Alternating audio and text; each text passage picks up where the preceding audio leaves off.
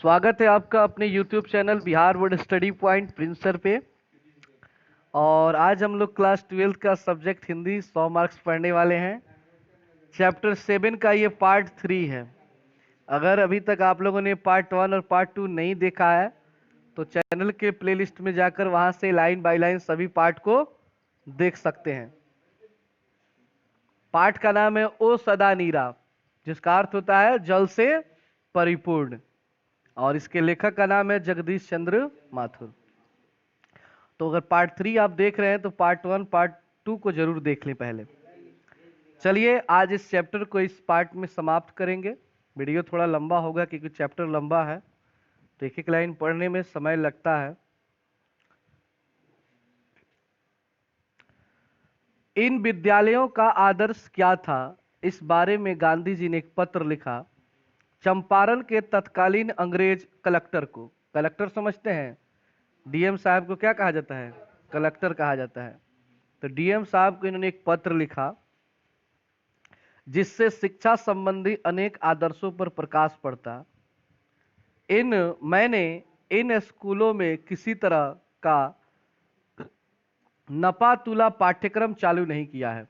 मतलब वो लिखते हैं कि मैंने जो विद्यालय शुरू किया है उसमें ऐसी व्यवस्था पढ़ाई की नहीं कि जबरदस्ती किसी तरह पढ़ाई हो रही है। पूरे अच्छे तरीके से पढ़ाई हो रही है, क्योंकि मैं तो पुरानी लीक से हटकर चल रहा हूं। वर्तमान शिक्षा पद्धति को तो मैं खौफनाक और हे मानता हूं। छोटे बच्चों के चरित्र और बुद्धि का विकास करने के बजाय यह पद्धति उन्हें खाना बनाती है। अपने प्रयोग में वर्तमान पद्धति के गुणों को ग्रहण करते हुए मैं उसके दोषों से बचने की चेष्टा करूंगा। मुख्य उद्देश्य यह होगा कि बच्चे ऐसे पुरुष और महिलाओं के संपर्क में आए जो संस्कृति है और चरित्र जिनका निष्कलुष हो। मतलब कि गांधी जी का शिक्षा का अर्थ क्या था कि हर एक बच्चे को जो भी पढ़ना चाहिए उसको ऐसे पढ़ना चाहिए कि उसे लगे कि क्या हमारे दैनिक जीवन में इसका प्रयोग कहाँ है, किस तरह हम इसका लाभ उठा सकते हैं। पढ़ाई के वक्त ही वो अपने आप को ऐसा बना ले कि पढ़ाई समाप्त होते ही वो बेरोजगार ना होकर काम करना शुरू कर दे, चाहे वो कोई भी काम करे उस काम को अच्छे तरीके से करे। इसको गांधी जी अच्छा शिक्षा मानते थे। मुख्य उद्देश्य अक्षर ज्ञान तो उस उद्देश्य की प्राप्ति का एक साधन मात्र है। जीविका के लिए, जीविका समझते हैं आप लोग? मतलब परिवार चलाने के लिए जो कमाई किया जाता है उसको क्या बोलते हैं? जीविका बोलते हैं। जीविका के लिए जो बच्चे नए साधन सीखना चाहते हैं उनके लिए औद्योगिक शिक्षा की व्यवस्था की जाएगी। इरादा यह नहीं है कि शिक्षा पा लेने के बाद ये बच्चे अपने वंशगत व्यवसाय को छोड़ दें। जो ज्ञान वे स्कूल में प्राप्त करेंगे और उनका उपयोग खेती और ग्रामीण जीवन को परिष्कृत करने में होगा। कुछ ही समय के लिए सही गांधी जी के इन आदर्शों को भितहेरवा में भी कार्यान्वित करने की चेष्टा की गई। भितहेरवा समझ रहे हैं ना, जहाँ पे स्कूल इन्होंने खोला था। 3 गांव में से एक गांव ये भी था जहाँ पे उनकी पत्नी भी पढ़ाने का काम की थी। उसी भितहेरवा में मैं पहुंचता हूं और मेरा भाग्य देखिए कि उसी दिन वहां मौजूद थे श्री पुंडलिक जी। कौन मौजूद थे जी? श्री पुंडलिक जी। पुंडलिक जी कौन है? गांधी जी इनको बुलाए थे गुजरात से पढ़ाने के लिए। तो बताते हैं कि देखिए संजोग, देखिए कि जिसको गांधी जी बुलाए थे पढ़ाने के लिए उस व्यक्ति से हमारी मुलाकात कहाँ पे हो जाती है? भितहेरवा में। सन 1917 में इन्हीं पुंडलिक जी को गांधी जी ने बेलगांव से बुलाया। कहां से बुलाए थे? बेलगांव से। भितहेरवा आश्रम में रहकर बच्चों को पढ़ाने के लिए और ग्राम वासियों के दिल से भय दूर करने के लिए। वे लगभग 1 साल रहे और फिर अंग्रेज सरकार ने उन्हें जिले से निर्वासित कर दिया। जिले से निर्वासित करने का अर्थ हुआ कि जिले से बाहर निकाल दिया। लेकिन इतना समय बीत जाने पर भी हर 2-3 साल में अपने पुराने स्थान को देखने पुंडलिक जी आ जाते हैं। मतलब भले वो वहां पे रहकर पढ़ाए नहीं, लेकिन हर 2-3 साल में क्या होता है कि घूमने फिरने वो जरूर आते हैं। उनके शिष्य भी मौजूद हैं, वृद्ध हो चले हैं। जाहिर सी बात है 1917 के जो मास्टर हैं, 1917 में जो बच्चे पढ़ रहे होंगे 1962 में वो नया थोड़े होंगे, वो भी वृद्ध हो गए होंगे आप ही लोगों की तरह।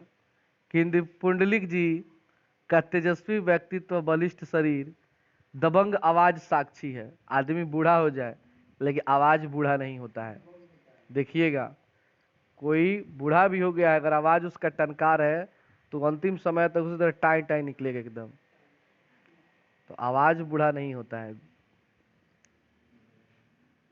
उसके बाद है आ, पुंडलिक जी ने वह कमरा दिखाया जहां बैठकर गांधी जी काम करते थे, और वह मेज जिस पर शायद उन्होंने चिट्ठियां लिखी थी। पुंडलिक जी इनको कहते हैं, उस जगह पे ले जाते हैं जहां पर गांधी जी बैठकर चिट्ठियां लिखा करते थे, अपना काम करते थे। एक मठ के निकट यह आश्रम है। किसके निकट आश्रम है? मठ। मठ समझते हैं आप लोग? अरे जहाँ पे साधु उधु लोग रहते हैं ना, उसको क्या बोला जाता है? मठ कहा जाता है। गांव में गांधी जी को आश्रय देने की किसी की हिम्मत नहीं जान पड़ी। मठ के महंत ने एक महुए के पेड़ के नीचे जगह दी। अब गांधी जी को कोई रखता भी नहीं था चंपारण में, अंग्रेजों के डर से। अंग्रेज बोले थे कोई रख लेगा तो उसको मार के छाला काट लेंगे, तो डर के मारे कोई रखता भी नहीं था। लेकिन वो महंत, महंत होता है जो मठ का जो मालिक होता है, उसको क्या कहा जाता है? महंत कहा जाता है। तो उस महंत ने एक जगह दी, और वो भी जगह कैसी दी? वो जगह थी पेड़ के नीचे, महुआ के पेड़ के नीचे। बोला कि बस यहीं पर अपना डेरा डंडा जमा लीजिए। कितना कष्ट काटे थे गांधी जी भाई, बताओ। इतने बड़े व्यक्ति, इतने पढ़े, अमीर, बताओ, लंदन से पढ़ के आए थे। लंदन से पढ़ के जो आदमी अंग्रेजी मीडियम पढ़ के उस टाइम में वकील बना होगा, और उस आदमी का हालत देखो, महुआ के पेड़ के नीचे बैठ के लोगों के लिए आंदोलन कर रहे थे। लेकिन देखिए वही कार्य है कि आज उनको अमर बना दिया। गांधी जी ने खटिया बिछाई है, वो खटिया रखे थे, अपना खटिया बिछाए, और बाद में एक झोपड़ी बनाई, और बाद में चलकर एक क्या बना लिए? झोपड़ी, जिसमें डॉक्टर देव आकर रहे और आश्रम को चलाते रहे। उस झोपड़ी को एमन साहब के कर्मचारियों ने भी जला दिया। जो एमन साहब नहीं था, पता लगा कि गांधी का झोपड़ी, उसमें आग लगवा दी। वो आगे लगवा देता था। बाद में खपरेल का भवन बना। अब खपड़ी झोपड़ी जल गया तो किसका मकान बना? खपड़ेल समझते हैं? खापड़ा, खापड़ा देखे आप लोग? हाँ, खापड़ा का घर बना, जो अब भी बहुत कुछ मौलिक अवस्था में है। कस्तूरबा यहाँ रहकर आश्रम के कार्यकर्ताओं की देखभाल करती थी। गांधी जी प्राय बेतिया और मोतिहारी में ही रहते हैं। गांधी जी ज्यादातर कहाँ रहते? बेतिया और मोतिहारी में। पुंडलिक जी के 3-4 शिष्य भी मिले, और पुंडलिक जी सन 17 के अपने रोचक अनुभवों की कथाएं भी सुनाई। एक दिन एमन साहब इनके आश्रम में आए। कायदा था कि साहब जब आए तो गृहपति उसके घोड़े की लगाम पकड़े। मतलब एमन साहब का नियम था, घोड़ा पर जब वो आते थे तो जिसके भी दरवाजे पर रुक गए तो घोड़ा से उतरते नहीं थे। घर का जो मालिक होता था आ करके घोड़ा का वो नाथ पकड़ता था, उनको आराम से उतारता था नीचे, तब वो उतरते थे। अब ये भक्त पुंडलिक यहाँ पहुंच गए, लेकिन भक्त पुंडलिक ऐसा काम कहे उतरे के तो उतर, नहीं के उतरे के तो ये बैठा रहा। ठीक है ना? पुंडलिक जी ने कहा, नहीं, उसे आना है तो मेरी कक्षा में आए, मैं लगाम पकड़ने नहीं जाऊंगा। पुंडलिक जी ने गांधी जी से सीखी निर्भीकता। निर्भीकता मतलब होता है किसी से डरना नहीं, और वही निर्भीकता उन्होंने गांव वालों को दी। चंपारण अभियान का सबसे बड़ा वरदान यही निर्भीकता थी। आज जब हम स्वतंत्रता के वातावरण में स्वतंत्रता का नर्तन देखते हैं, तो शायद हम उस निरंकुशता के आतंक का अंदाजा भी नहीं लगा सकते, जिसकी छाया में हमारे अगणित देशवासी इन ग्रामीण अंचलों में कालयापन करते थे। गांधी जी ने उसे दुर्भेद अहंकार को चीर दिया। यानी कि जो लोग इतना डरते थे अंग्रेजों से, उन सबके अंदर से अंग्रेजों के प्रति जो डर था, गांधी जी ने क्या कर दिया? निकलवा दिया। किंतु उसी चंपारण में उनकी दूसरी सीख को हमारा शिक्षित समाज हृदयंगम नहीं कर सका। मैंने गांधी जी का तत्कालीन पत्र व्यवहार अंशतः पढ़ा है। एक भी वाक्य ऐसा नहीं लिखते थे जिसके तथ्य की पूरी जानकारी न हो। अधिकांश पत्र अंग्रेज अधिकारियों को लिखे गए थे। उनके पास तरह तरह की खबरें आती, अति रंजनापूर्ण। आजकल का जमाना होता तो लोग उन खबरों को समाचार पत्रों में छापते, क्रोधपूर्ण दोषारोपण करते। कह रहे हैं कि आज के टाइम जिस तरह मीडिया है, अगर उस समय मीडिया होती तो डेली उनका, ये देखिए गांधी जी ने आज अंग्रेजों को कौन सा खत लिखा, पूरा हमारे टीवी पर चलाया जाता। देख रहे हैं ना आजकल टीवी पर, व्हाट्सएप पे क्या बात हुआ, एक ही चीज को 1000 बार दिखा दिखा के लोगों को लग रहा है पागल बना देंगे। किंतु गांधी जो हर बात को तोलते, स्वयं सत्यापन करते, बिना छानबीन किए किसी भी मामले पर नहीं लिखते। यानी गांधी जी जो भी बात लिखते थे वो ऐसे ही नहीं लिख देते थे, पहले उसके बारे में, पूरे बारे में जानते थे और तब जाके उसके बारे में कुछ भी लिखते थे। समाचार पत्रों में अपनी इंक्वायरी के समाचार बहुत कम देते। किसी गांव से अत्याचार की खबर आती तो वहां जाकर खुद पूछताछ करते या राजेंद्र बाबू, अनुग्रह बाबू, धरणीधर बाबू इत्यादि से जांच कराते। अगर कोई घटना कहीं पे घट जाती, अत्याचार कहीं पे अंग्रेज करते, तो उस जगह का जाके खुद पता करते, वहां से लोगों से पूछताछ करते कि समस्या क्या है, क्या हुआ था, या अपने साथियों को भेजते थे। असल में जब सन 1916 की लखनऊ कांग्रेस में लोगों ने उनसे चंपारण की त्रस्त जनता के संबंध में प्रस्ताव रखने को कहा, तो बोले अपनी आंखों से देखे बिना और इन बातों की जांच पड़ताल किए बिना मैं इस मामले में नहीं पड़ूंगा। आए थे 1915 में दक्षिण अफ्रीका से, तो लोग उसी समय कहने लगे कि आप अगर चले जाइए चंपारण तो वहाँ की स्थिति देख लेंगे तो आपको बर्दाश्त नहीं होगा। तो गांधी जैसे व्यक्ति बोले कि नहीं, ठीक है आप लोग कह रहे हैं, बात हम मानते हैं, लेकिन इस तरह हम अंग्रेजों का विरोध नहीं कर सकते हैं। हम चलेंगे, अपने आंखों से उसे देखेंगे कि सही में ऐसा है कि नहीं है। वो सुनी सुनाई बात पर विश्वास नहीं करते थे, आंखों से खुद जाके पहले देखते थे। उन्हें जब लग जाता था कि सही बात है तब कुछ करते थे। नीलहे साहब के बंगलों में जाकर उनकी बातों को भी सुनते। यही वह सत्य था जिसका आचरण उनके जीवन का सबल था। मतलब ऐसा नहीं कि वो अंग्रेजों का कोई मतलब थोड़ा सा भी अत्याचार देखे और उनका विरोध करना शुरू कर दी।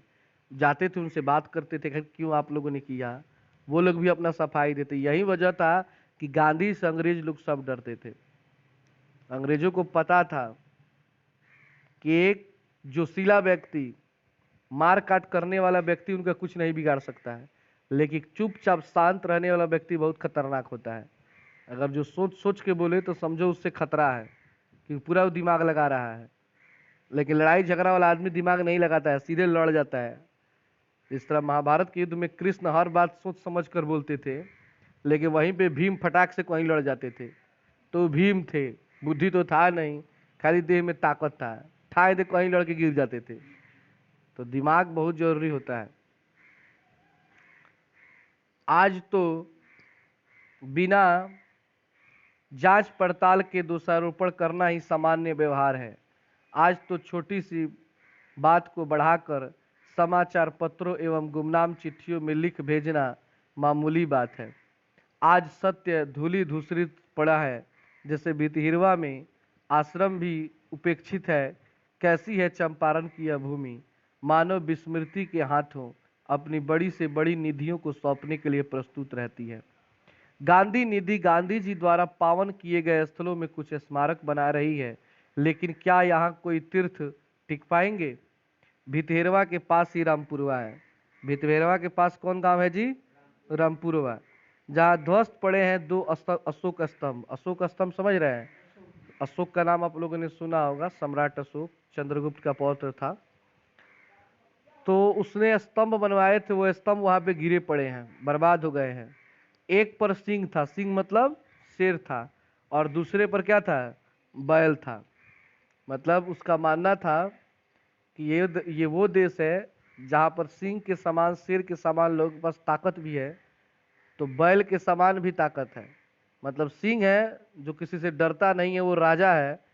तो यहाँ पे बैल यानी किसान भी हैं, यानी हम लोग जवान भी है और किसान भी है। जय जवान जय किसान। पुष्ट मौर्य कला के नमूने, शायद रामपुरवा कोई बौद्ध तीर्थ स्थल रहा हो। गंडक नदी के किनारे कई बौद्ध स्थल हैं। बौद्ध स्थल मतलब होता है महात्मा बुद्ध का जो स्थल बना हो। कुशीनगर, कुशीनगर का नाम सुने हैं ना आप लोग? कई लोग गए भी होंगे इसमें से। कितने लोग गए हैं? 1 2 3 4 आदमी गए हैं कुशीनगर। तो बगल में ही है, अच्छा जगह है, जाना चाहिए। हम तो इस सब जगह घूमे हुए हैं। लौरिया, चंपारण में लौरिया पड़ता है। नंदनगढ़, अरे राज कौन कौन गए हैं? लगभग हर राज सबको ही गया होगा। केसरिया गए हैं आप लोग? ये जो मोहम्मदपुर का रोड पकड़ के जाइएगा, डुमरिया पुल पार कर गंडक नदी, उधर केसरिया पड़ता है। जानकीगढ़ और वैशाली, वैशाली बहुत लोग घूमने के लिए जाते हैं। कुशीनगर गोरखपुर जिले में है। किस जिला में पड़ता है? अब मतलब अभी के टाइम में गोरखपुर में नहीं, अब खुद एगो जिला हो गया है कुशीनगर। जहां गंडक को नारायणी कहा जाता है वहां पे गंडक नदी को क्या कहा जाता है? नारायणी नदी। अब नंदी कई मील हट गई है। भगवान बुद्ध की निर्वाण सैया की वह मूर्ति निसंदेह विराट है। संभवतः इस मूर्ति और मंदिर का निर्माण ईसा की प्रथम, ईसा समझते हैं आप लोग? ईसा मसीह का जो जन्म हुआ था ना, उसके बाद से ईसवी चलता है। और ईसा मसीह के जन्म के पहले जो चलता था वो ईसा पूर्व चलता था। प्रथम या द्वितीय शताब्दी में उन्हीं लोगों ने कराया जिन्होंने बोध गया का मंदिर बनवाया था। यानी कुशीनगर में आप जाइएगा तो महात्मा बुद्ध का वहां पे सब मंदिर मंदिर खूब बना है। तो मंदिर भी कौन बनवाए थे? जो बोध गया में जो मंदिर है, जो लोग बनवाए थे उसी मंदिर कुशीनगर में वही लोग बनवाए थे। जिस स्थान पर कुशीनगर के निवासियों ने तथागत के शरीर को भस्म किया था वहां एक ध्वस्त स्तूप खड़ा है। तथागत की भस्म के ऊपर गंडक नदी के आसपास अनेक स्तूप बने, अनेक स्मारक बने। गंडक के पूर्वी तट पर बिहार में नंदनगढ़ का विशाल स्तूप प्राचीन स्थापत्य की अभूतपूर्व कृति है। इसका मुकाबला जावा का बोरोबुदुर का मंदिर ही कर सकता है। अभी तक इसका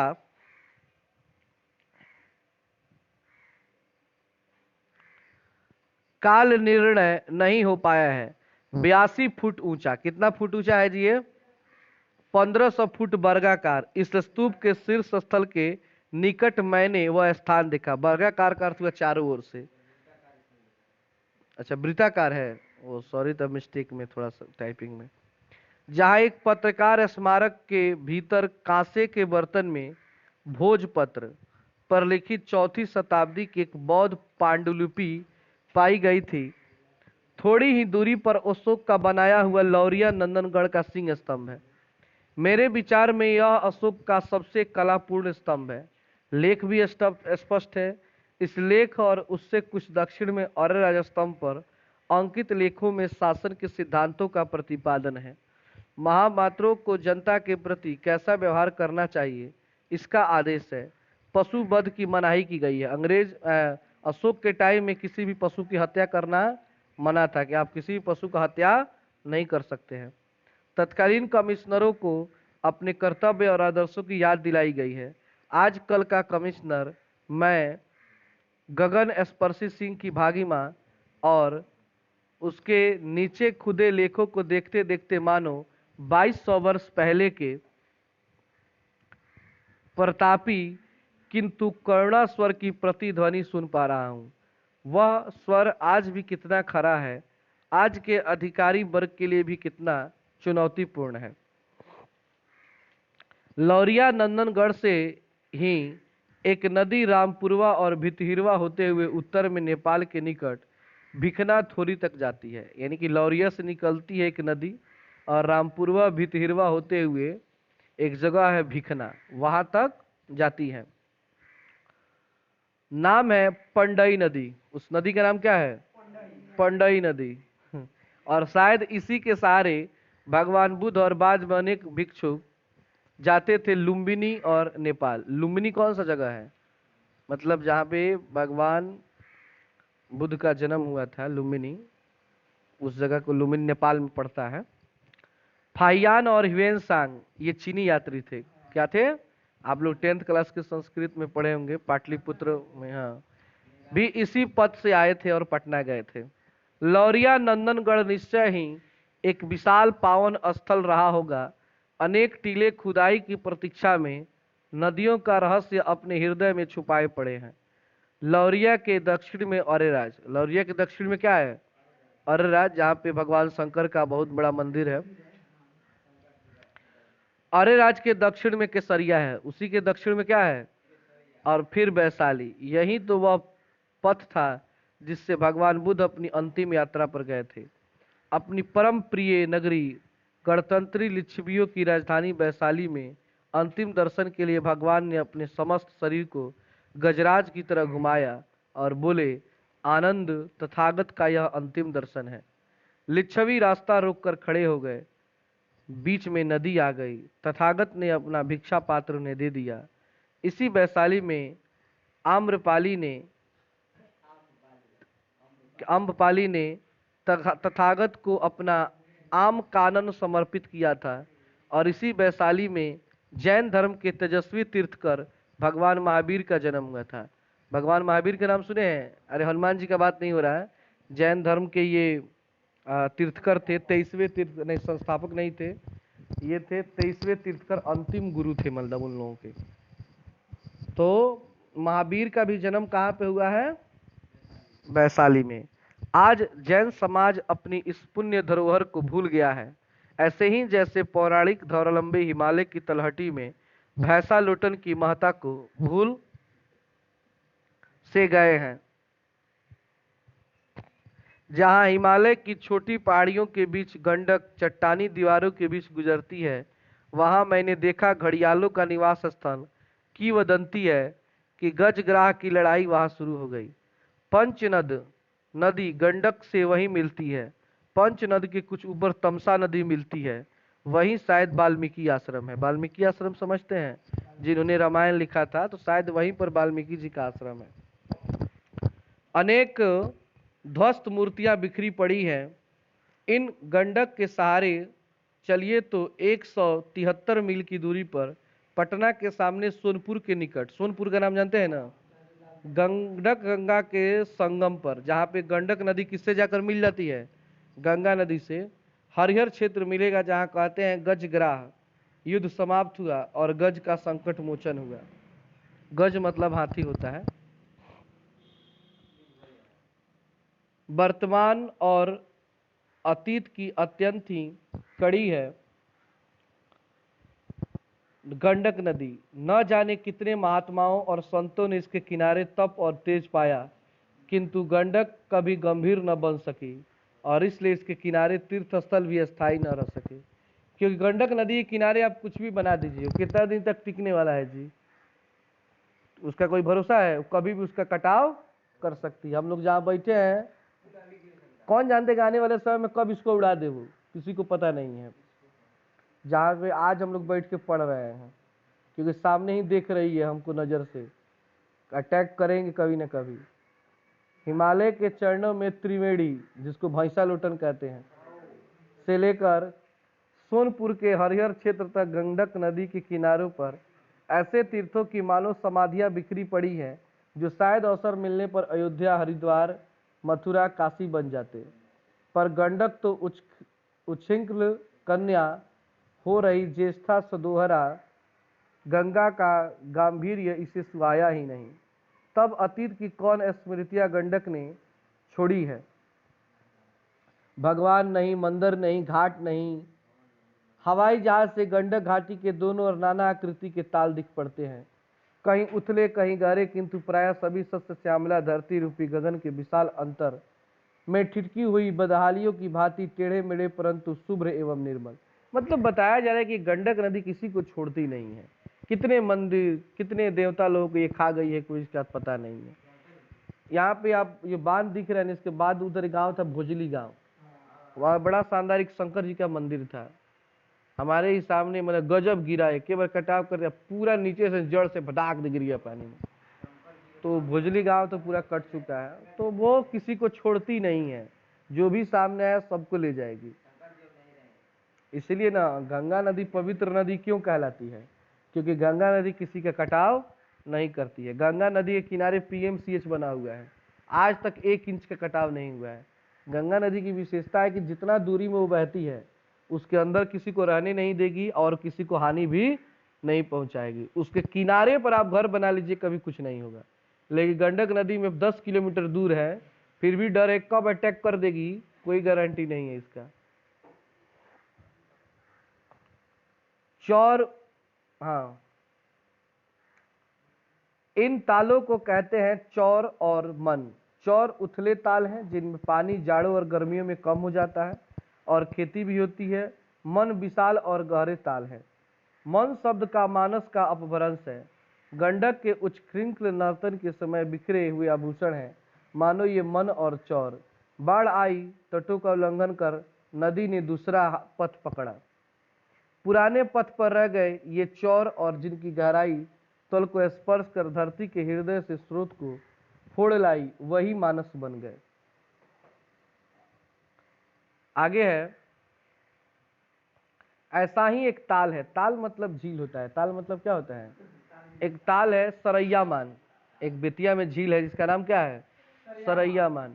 बेतिया नगर से 4 मील दूर कच्ची और उबड़ खाबड़ सड़क से हम लोग पहुंचे एक मनोरम जंगल के किनारे।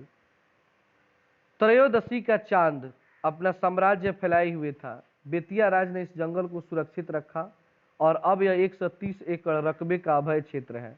मतलब 130 एकड़ में वो जंगल है और वो सरकार के अधीन है। कोई भी उसमें से पेड़ की कटाई नहीं कर सकता है या किसी जानवर को कोई नुकसान नहीं पहुंचा सकता है।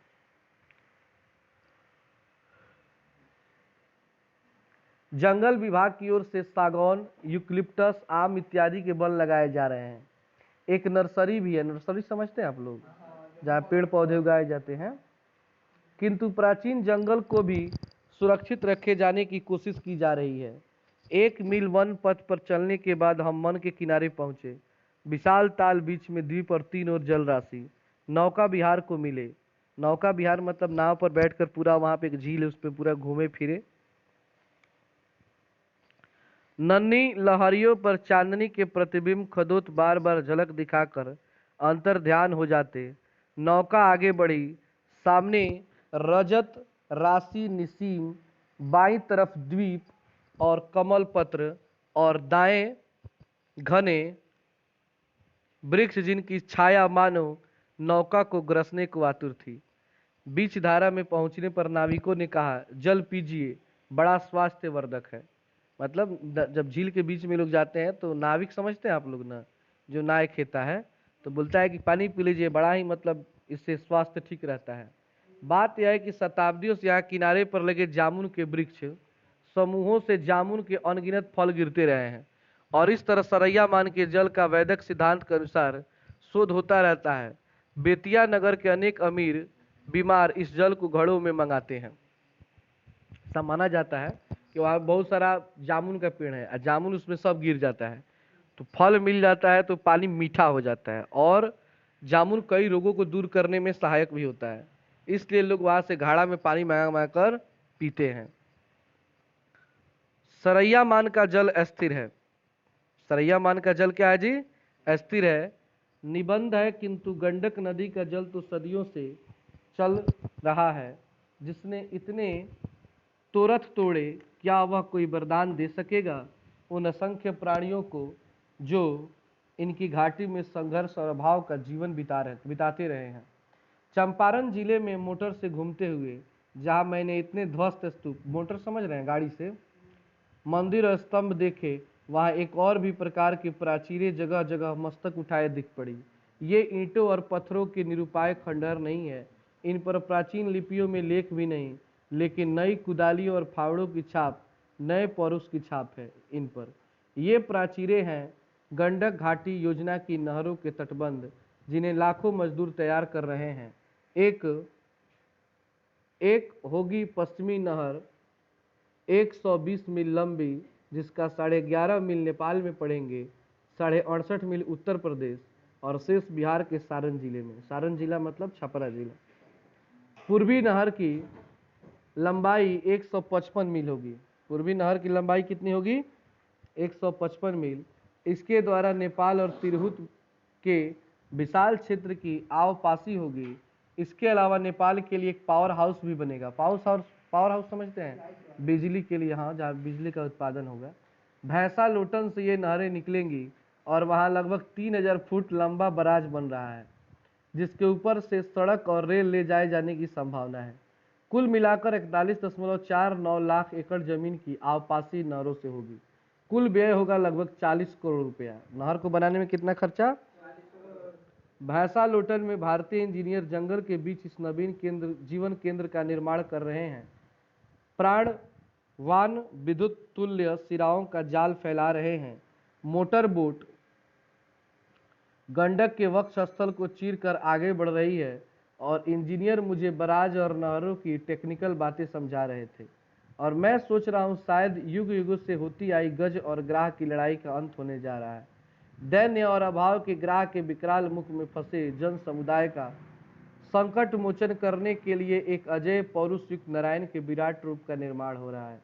ये नहरें उस नारायण को अनेक भुजाएं हैं, बिजली के तारों का जाल ही तो उसका त्राणकर्ता चक्र है। और मैं मन ही मन नमस्कार करता हूँ इन इंजीनियरों को, विश्वकर्माओं को, मजदूरों को, जो भगवान के इस नूतन विराट रूप के विधाता है, जिनकी बुद्धि और परिश्रम की गाथा कवि और कलाकार अंकित करें या न करें, लेकिन जिनकी बनाई मूर्तियों में प्राण का संचार होते ही सदियों से भग्न मंदिर ज्योतित हो उठेंगे। ओ सदानीरा, ओ चक्रा, ओ नारायणी, ओ महागंडक, युगों से दीनहीन जनता इस विविध नामों से तुझे संबोधित करती रही है। तेरी चीर चंचल धारा ने उनकी आराधना के कुसुमों अगणित तीर्थों खुदरा दिया, पर आज तेरे पूजन के लिए जिस मंदिर की प्रतिष्ठा हो रही है उसकी नींव बहुत गहरी है, इसे तू ठुकरा न पाएगी। और इस तरह से ये चैप्टर समाप्त होता है। तो एक टाइप से एक निबंध है, इसीलिए थोड़ा सा उबाऊ भी लगता है, ये कहानी नहीं है। तो चैप्टर समाप्त होता है। इसके अगले क्लास में हम इसका ऑब्जेक्टिव क्वेश्चन पढ़ेंगे। तो आज के लिए इतना ही।